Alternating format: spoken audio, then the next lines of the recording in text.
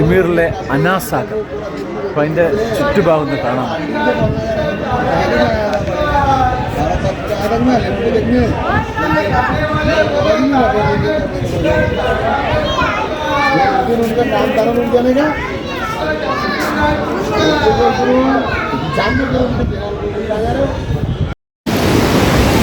Hi friends, welcome back to Sax varieties.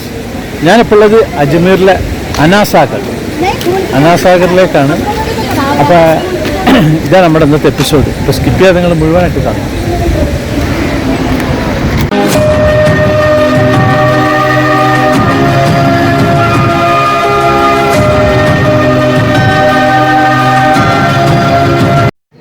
ഇത് ticket 25 രൂപന്റെ. ഇവിടെ അത്യാവശ്യം നല്ല ശബ്ദമുണ്ട്.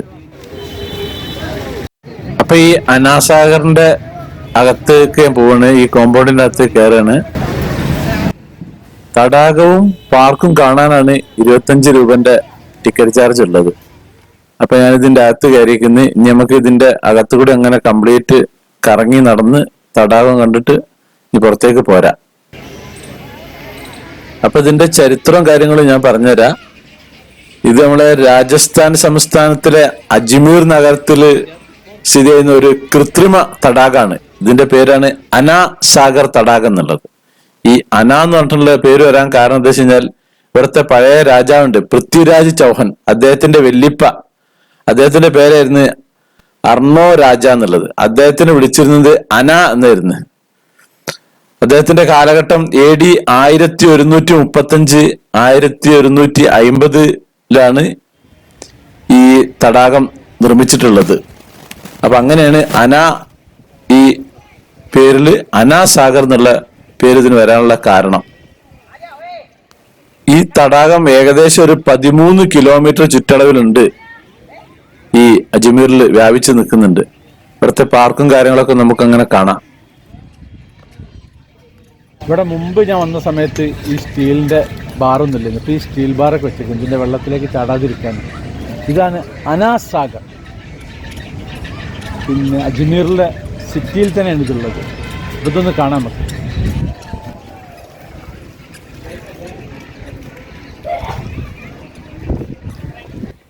ഈ തടാകത്തിന്റെ പരമാവധി ആഴം 4.4 മീറ്റർ ആണ്. പിന്നെ ഇതിന്റെ സംഭരണശേഷി 47,50,000 ക്യൂബിക് മീറ്റർ ആണ് ഇതില് വെള്ളം സ്റ്റോർ ചെയ്യുന്ന ഭാഗം. അങ്ങ് ദൂരെ കണ്ടില്ലേ, ആ ഒരു ദ്വീപാണ്. ആ ദ്വീപിലേക്ക് ഇവിടുന്ന് ബോട്ട് സർവീസും കാര്യങ്ങളൊക്കെ ഉണ്ട്. അവിടുന്ന് ദൂരെ നോക്കിയാൽ കാണാം കുറച്ച് ബോട്ടുകളൊക്കെ പോകുന്നത്. ഇതിന്റെ ഓപ്പോസിറ്റ് ഭാഗത്ത് പിന്നെ മറ്റേ മറുഭാഗത്ത് കുറെ മലകളും കാര്യങ്ങളൊക്കെ ഉണ്ടല്ലോ, അങ്ങ് ദൂരെ കണ്ടില്ലേ, അത് മലകളും കാര്യങ്ങളൊക്കെ അവിടെ ഉണ്ട്. അതാണ് ദ്വീപ്. ആ ദ്വീപിലേക്ക് കുറച്ചപ്പുറത്തുനിന്ന് ഒരു ബോട്ട് സർവീസ് ഉണ്ട്. അപ്പൊ ഞാൻ കുറച്ച് കഴിഞ്ഞിട്ട് ഞാൻ ബോട്ട് പോകുന്ന അവിടേക്ക് പോകുന്നുണ്ട്. നമുക്ക് അവിടുന്ന് ആ കാഴ്ചകളൊക്കെ അവിടുന്ന് അങ്ങനെ കാണാം.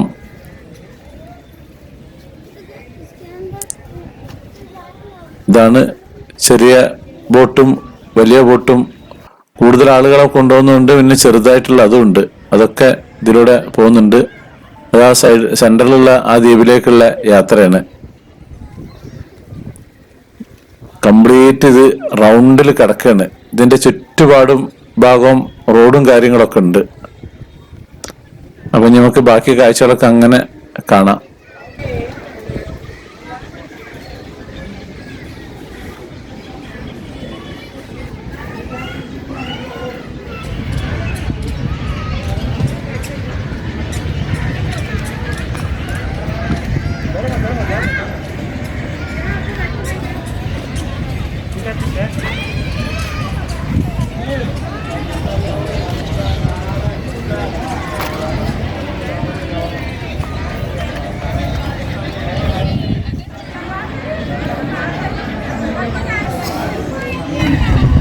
ഇതുപോലത്തെ കുറേ മാർബിൾ കെട്ടുകളുണ്ട് ഈ ഇതിൻ്റെ ഉള്ളിൽ. പൊതുവെ രാജസ്ഥാനിൽ ജയ്പൂരിലൊക്കെ ഉള്ള അതേ ഒരു ടൈപ്പ് തന്നെ.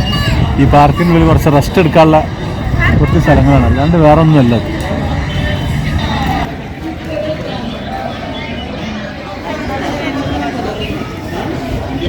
ഈ ഒരു ഭാഗത്ത് ഇരുമ്പിന്റെ കെട്ടില്ല. ഇവിടെ ഈ സൈഡിൽ ഇങ്ങനെ ഈ മാർബിളിന്റെ ഒരു ചെറിയൊരു തടവ് മാത്രമാണ്. മുമ്പ് ഇങ്ങനെ ഉണ്ടായിരുന്നത് ഇത് മാത്രമല്ലായിരുന്നു പണ്ടുണ്ടായിരുന്നത്. മറ്റേ ഭാഗത്തൊക്കെ ഇരുമ്പിന്റെ ഒരു ഹാൻഡിൽ വെച്ചിരിക്കുന്നത്. ഇവിടെ നല്ല കളർ മത്സ്യങ്ങളുണ്ടല്ലോ വെള്ളത്തിന്റെ അടിയിൽ, നല്ല മത്സ്യങ്ങളുണ്ട്, കണ്ടമാനുണ്ട് മീനുകൾ ഇവിടെ ഈ ഒരു ഭാഗത്ത്. ഇവിടെ അതിലും കൂടുതലുണ്ട്. ഇവിടെ ആളുകള് കുറച്ച് ബ്രെഡ് പൗഡറൊക്കെ ഇട്ട് കൊടുത്തിട്ടുണ്ട്. അപ്പൊ അതങ്ങനെ തിന്നാൻ വേണ്ടിയിട്ട് വന്നതാണ്. നല്ല കണ്ടമാനെന്ന് പറഞ്ഞാൽ കണ്ടമാനുണ്ട്. ഈ പുഴമീൻ എനിക്ക് ഭയങ്കര ഇഷ്ടമാണ്. പൊതുവെ മീൻ തന്നെ എനിക്ക് ഭയങ്കര ഇഷ്ടമാണ്. ഉണ്ടല്ലോ ഇവിടെ കണ്ടമാനെന്ന് പറഞ്ഞാൽ കണ്ടമാനം വന്നിട്ടുണ്ട്. ഇവിടെ ഇഷ്ടം പോലെ എന്ന് പറഞ്ഞാൽ ഇഷ്ടം പോലെ ഉണ്ട്. ഇതിൻ്റെ അടുത്ത് പൊടിയൊന്നുമില്ല. അതിലുള്ള ആരൊട്ടെടുത്ത ഈ ഒരു ബ്രെഡ് പൗഡറിന്റെ അത് കഴിക്കാൻ വേണ്ടിയിട്ട് വന്നിട്ട് നിൽക്കുകയാണ് ഈ കാണുന്നത്. കളർ മത്സ്യങ്ങളും ഉണ്ട്, മറ്റേതും ഉണ്ട് ഇവിടെ.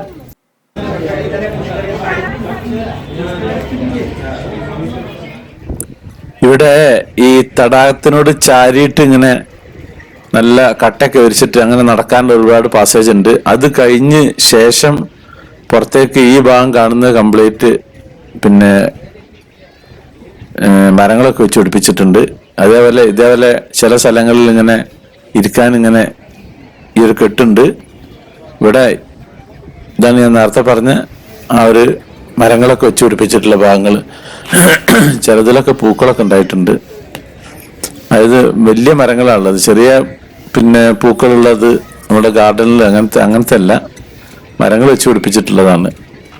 കണ്ടമാനുണ്ട്. പക്ഷെ നല്ല വൃത്തിയും കാര്യങ്ങളും നല്ല അങ്ങനെ വേസ്റ്റോ കാര്യങ്ങളൊന്നുമില്ല. നല്ല അടിപൊളിയാക്കിയിട്ടുണ്ട്. ഇരുമ്പിന്റെ കെട്ടി ഞാൻ നേരത്തെ പറഞ്ഞില്ല, ചില ഭാഗങ്ങളിൽ ഇല്ല, ചില ഭാഗങ്ങളിലുണ്ട്. ഇങ്ങനെ പാസേജാണ്. ഇതിന്റെ ലെഫ്റ്റ് സൈഡ് തടാകം, റൈറ്റ് സൈഡിൽ മരങ്ങളൊക്കെ വെച്ച് പിടിപ്പിച്ചിട്ടുള്ള ആ ഒരു ഭാഗം.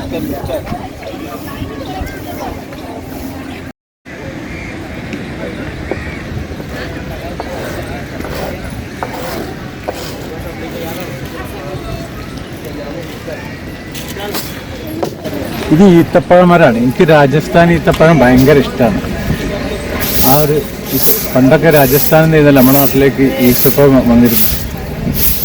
ഇപ്പോഴാണല്ലേ വിദേശത്തു നിന്നൊക്കെ വരൽ തുടങ്ങിയിട്ടുള്ളത്.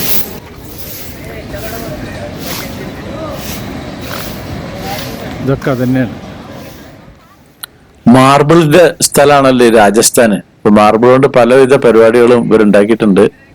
പിന്നെ ഞാൻ പോകുന്നത് ഇവിടെ ഒരു ബോട്ട് സർവീസ് ഉണ്ട്. ആ നേരത്തെ കണ്ടിരുന്ന ദ്വീപില്ലേ, ആ ദ്വീപിലേക്ക് ബോട്ട് സർവീസ് ഇവിടുന്നാണ്. അപ്പൊ അതിന്റെ കാര്യങ്ങൾ എന്തൊക്കെയാന്നൊക്കെ അറിയാം.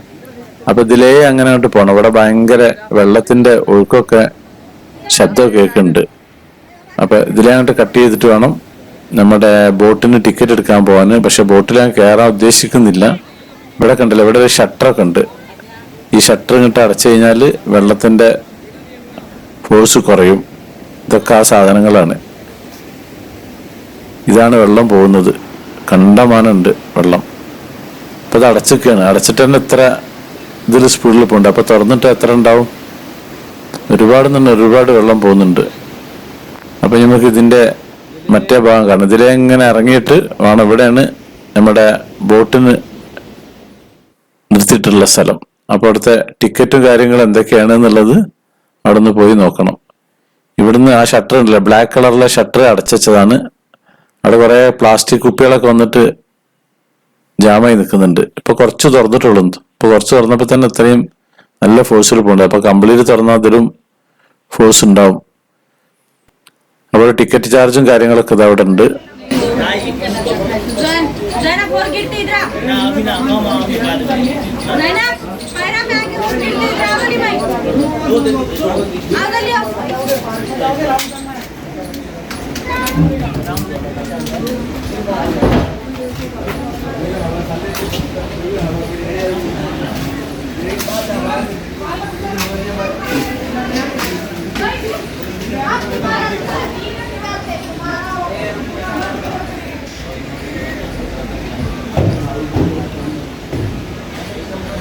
ഈ അനാസാഗർ ഇങ്ങനെ ചുറ്റി കറങ്ങി വരും. അതിൻ്റെ ഉള്ളിൽ ടിക്കറ്റ് എടുത്തിട്ട് അതിൻ്റെ ഉള്ളിൽ കയറണം.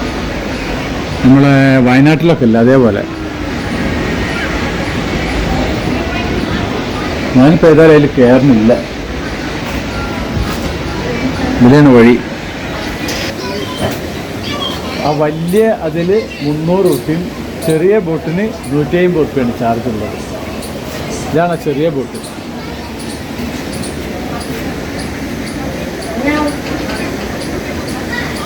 ഇത് വലുത്. ഈ വെള്ളമാണ് ഇപ്പുറം ഒന്ന് ചാടുന്ന പ്രഷർ ഉണ്ടല്ലേ.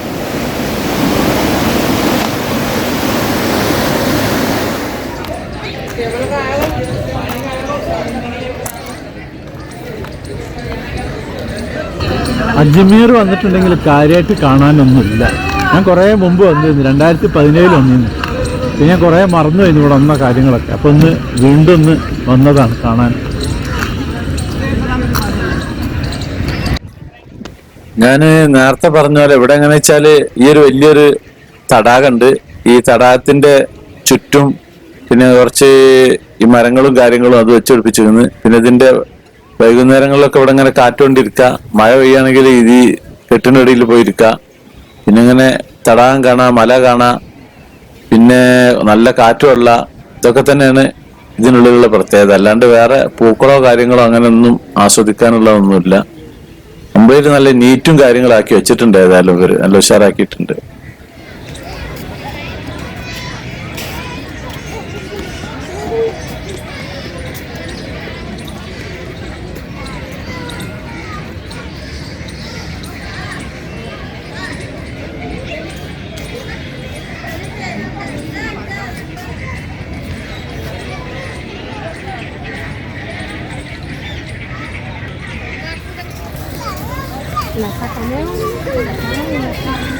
അപ്പോൾ ഞാൻ അനാസാഗർ തടാകത്തിന്റെ അടുത്തു നിന്നും പാർക്കിന്റെ അടുത്തു നിന്നും പുറത്തേക്ക് പോവുകയാണ്. അങ്ങ് ദൂരെ കാണുന്ന ഇത് വന്ന വഴി തന്നെയാണ് എക്സിറ്റ് ഉള്ളത്. രണ്ടും ഒരേ വഴി തന്നെയാണ്. ഒരു ടൈം സമയമൊന്നുമില്ല, നമുക്ക് അത്രയും വരെ നിൽക്കാം. അപ്പൊ ഇതിലൂടെ ഇനി വന്ന വഴിക്ക് തന്നെ അങ്ങോട്ട് തിരിച്ച് പുറത്തേക്ക് കിടക്കാണ്. അത്യാവശ്യം ഉള്ളിൽ നല്ല തിരക്കും കാര്യങ്ങളൊക്കെ ഉണ്ട്. ഈ നാട്ടുകാർ ദർഗ കാണാൻ വരും, പിന്നെ ഇതൊന്ന് കാണാൻ വരും. പിന്നെ ഇവിടെ കുതിരവണ്ടികളുണ്ട്. ഇതിന്റെ പുറത്തു കൂടി നമുക്ക് ഇങ്ങനെ കുതിര സവാരി നടത്താം. കുടുംബസമേതവും നടത്താം, ഒറ്റക്കും നടത്താം. ഞാൻ ഇപ്പൊ നടത്തുന്നില്ല. വണ്ടി ഏതായാലും ഇതിന്റെ ഫ്രണ്ട് വരെ വരും. സിറ്റിയിൽ നിന്ന് അത്ര അധികം ദൂരമൊന്നും ഇല്ല കേട്ടോ ഇവിടേക്ക്. ഇവിടെ കാര്യമായിട്ട് ഞാൻ നേരത്തെ പറഞ്ഞ പോലെ ദർഗയുണ്ട്, പിന്നെ ഈ ഒരു അനാസാഗറാണ് അജ്മീർ സിറ്റിയിൽ കാണാനുള്ളത്. പിന്നെ ഇവിടുന്ന് അങ്ങോട്ട് കുറച്ച് അങ്ങോട്ട് പോയി കഴിഞ്ഞിട്ടുണ്ടെങ്കിൽ പുഷ്കർ എന്ന സ്ഥലം, അതിങ്ങനെ ഇതുപോലത്തെ പരസ്യ കാര്യങ്ങളൊക്കെ ഉണ്ട്. അപ്പൊ ഞാൻ ഇതിന്റെ വണ്ടി കയറിയിട്ടുണ്ട്. എന്റെ ചുറ്റുപാടും കൂടെ ഒന്ന് പോയിട്ട് ഞാൻ എന്റെ താമസിക്കുന്നോട്ട് പോവാണ്. ഞാൻ പുഷ്കർ എന്ന് പറഞ്ഞ സ്ഥലം ഉണ്ടല്ലോ, നമ്മൾ ഈ പാർക്കിന്റെ ഉള്ളിൽ കൂടി തന്നെ നടക്കുന്ന സമയത്ത് അവരിങ്ങനെ കണ്ടമാനം ഗൈഡുകൾ നമ്മളെ പിന്നാലെ വരും. നിങ്ങൾ വരുന്നോ വെച്ച്. കാരണം അവിടെയാണ് പിന്നെ ഈ മരുഭൂമിയിലൂടെയുള്ള യാത്രയും കാര്യങ്ങളും രാത്രിയുള്ള ലൈറ്റ് ഷോയും കാര്യങ്ങളൊക്കെ ഉണ്ട്. വൈകുന്നേരം പോവുകയാണ് അവിടേക്ക് ഏറ്റവും നല്ലത്. അപ്പൊ ഞാന് ഇപ്പൊ അങ്ങോട്ട് പോകുന്നില്ല. അപ്പൊ ഞാന് കുറച്ച് ടയേർഡാണ്. ഇനി നേരെ ഞാന് നമ്മുടെ ഹോട്ടലിലേക്ക് പോവുകയാണ്. അപ്പൊ ഇനി ബാക്കി നമുക്ക് അടുത്ത വീഡിയോയിൽ കാണാം. അപ്പൊ നമ്മുടെ സാക്സ് വെറൈറ്റീസ് ചാനൽ നിങ്ങൾ ആദ്യമായിട്ട് കാണുന്നവരാണെങ്കിൽ അത് സബ്സ്ക്രൈബ് ചെയ്യാൻ മറക്കരുത്. പിന്നെ അതുപോലെ ലൈക്ക് ചെയ്യാൻ മറക്കരുത്, കമന്റ് ചെയ്യാൻ മറക്കരുത്, ഷെയർ ചെയ്യാൻ മറക്കരുത്. എന്നാൽ താങ്ക് യു.